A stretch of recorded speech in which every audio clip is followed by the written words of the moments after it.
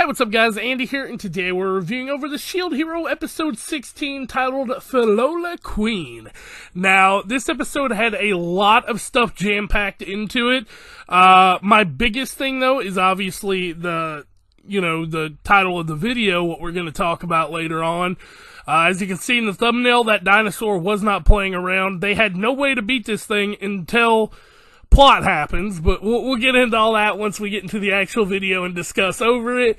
But as for the episode itself, I loved it. It left us with a great cliffhanger, left us with a great scene before the cliffhanger, and on top of all of that, it was just a solid episode in the beginning, because it had nice setup to what was going on, and I couldn't have asked for much more. I mean, I don't know where the story's going to go for here, but we have a lot of stuff setting up with Raphtalia. We have stuff being set up with the bow hero and the sword hero, which is really setting that up nicely. And then Motoyasu's little ragtag. I don't even want to talk about mine right now because I hate her character, but I take that back. She's a great character because I hate her so much, but I just hate her. So, whatever. But, they're setting that up really nice. They're setting up the Filolial Queen. They're setting up Philo really heavily right here. And we got a lot of little side stuff that I want to talk about in today's review. And I know it's late, guys. I'm very, very sorry. Woke up late, had to go to work, and then I got home, played a little bit of Fortnite with my buddy, but, yeah, we're here now. But anyway, if you liked the video, don't forget to like, comment, and subscribe to the channel, or if you just want to help the channel out in general, I love comments, because it gives me something to interact with you all with. But without further delay, let's go ahead and jump into Shield Hero episode 16. They say you don't gotta go home, but you can't stay here.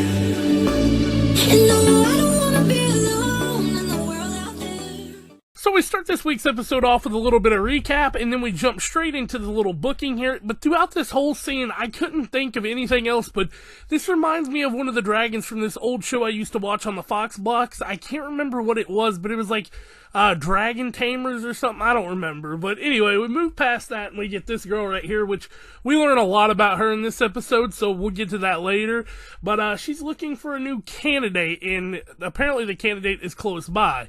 We cut into the intro on the title card here, and it is the Filolial Queen. We'll get back to that. This is something I didn't understand here, because Philo immediately just attacked this dragon out of nowhere, because Philo don't take no shit, no way, but, like, she was all over attacking this thing. And she hit it, and it didn't really do anything to it, so it kind of was for nothing, but they, decide that it's probably going after Philo for some reason, because they both have these purple, glowing things in their chest, which I feel like they did this before, but I don't think they ever explained it, but Melty's the one who brought it up, so maybe it'll get explained later. But, as they're about to fight, Raphtalia gives Keel her armband that Naofumi gave to her, and she says, we'll meet each other again, pretty much. And that's when they lure this thing out of the city, and they go into fight modes here, so this was a cool fight, because this is the first full-on fight that we see Naofumi just getting wrecked. Like, they can't do anything. Like, nothing works on this thing. I guess there was that one fight during the wave, but, like, this was just kind of in your face, because he used the airstrike shield, and it cracked immediately. This thing literally just one-shotted it, and Naofumi pretty much says it's slow, but we can't scratch it. Philo strikes aren't doing anything. Melty's magic isn't doing anything. Raphtalia's sword isn't doing anything. This thing's cracking through his airstrike shields, but they get into this predicament where they can't do anything about it, and he goes to use his rage mode, and he hears a voice saying, "Don't resort to that power," and I was just like, wait a minute, something ain't right, and then mist covers the area around him, and a bunch of Filolials come running up. By the way, if I'm saying that wrong, let me know in the comments below, because I don't know. But this huge Filolial, which, as you can probably guess by the title of the episode, is the Filolial Queen, comes out of nowhere and literally fucks this thing up. So, yeah, it's crazy. He hears the voice again, pretty much, and, this Filolial, huge Filolial, pretty much one-shots this thing, and it's really weird because we learn about the dichotomy between her and the shield hero a little bit later, but she tells him, I'm the queen over all the filolials the world over. And they're pretty much going to follow her back to her town, or, well, kind of a town. We'll talk about it. But they're going to follow her, and we find out that her name is Victoria, kind of like, like Victoria, but like Filola Victoria, I guess it's what they were going with. And Naofumi went to get the remains of the dragon. She said, I already sense an ominous aura from your shield. You can't be using that. And he's like, I needed to get stronger. So she's like, suit yourself. But they go into the village, and we find out that this is the civilization of the original heroes that they defended the, town over.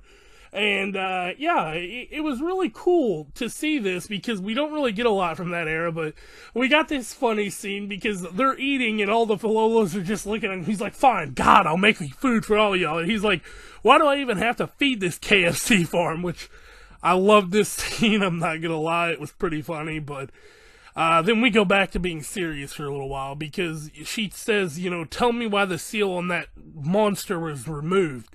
And I feel like, she's really upset about that because we find out that she was she wasn't the shield hero. We don't find that out. But she was one of the heroes, Filolials. We don't find out which one, but I assume it's the shield hero. And she tells him, I need you all, the heroes, to do this. And we find out that country, because there's 4 countries on the continent, and they're all supposed to one protect. But we cut over to Rin here, and Itsuke, and they're talking, and they're like, yeah, it definitely seems that the church, or the 3 Heroes Church is hiding something. So they bust into down there, and they're looking over it, and they find out, I guess they find out some crazy stuff, because we pan over to Mine here, and she's just like, keep your noses out of this. But she doesn't tell them that. She's in hiding. She's secretly doing it.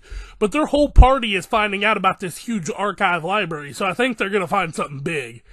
But we cut back over here, and this is the ending portions, and she goes, heroes are supposed to work together, and he's like, nah, I refuse to work with those guys. They've did all this stuff to me, and she's like, it doesn't matter what they've done to you. For the better of this world, heroes are supposed to work together.